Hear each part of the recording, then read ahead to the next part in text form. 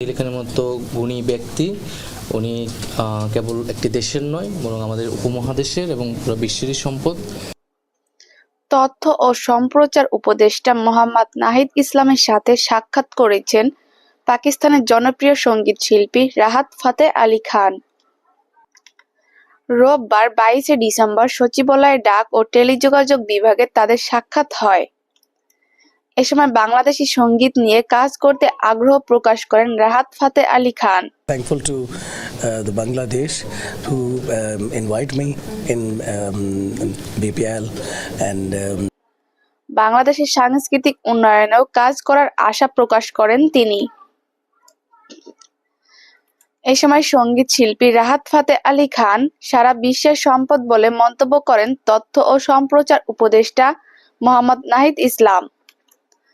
শনিবার ঢাকার আর্মি স্টেডিয়ামে কনসার্টের জন্য রাহাত ফাতেহ আলীকে ধন্যবাদ জানিয়ে উপদেষ্টা বলেন, জুলাই গণ অভ্যুত্থানের পর এ ধরনের একটি কনসার্ট আয়োজনের প্রয়োজন ছিল।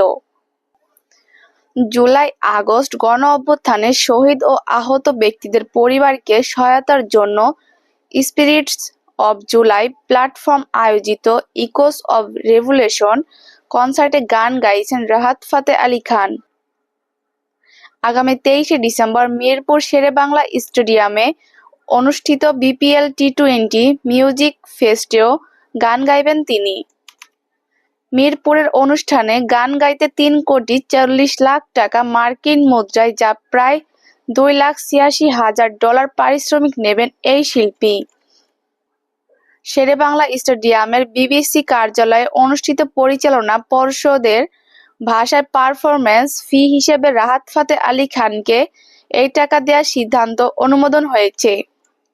সভা শেষে বিবিসি সভাপতি ফারুক আহমেদ সাংবাদিকদের জানিয়েছেন, বিপিএল মিউজিক ফেস্ট উপলক্ষে ঢাকা, চট্টগ্রাম ও সিলেটে অনুষ্ঠিত 3টি অনুষ্ঠানের জন্য টাইটেল স্পন্সর স্বত্ব কিনেছে মধুমতি ব্যাংক।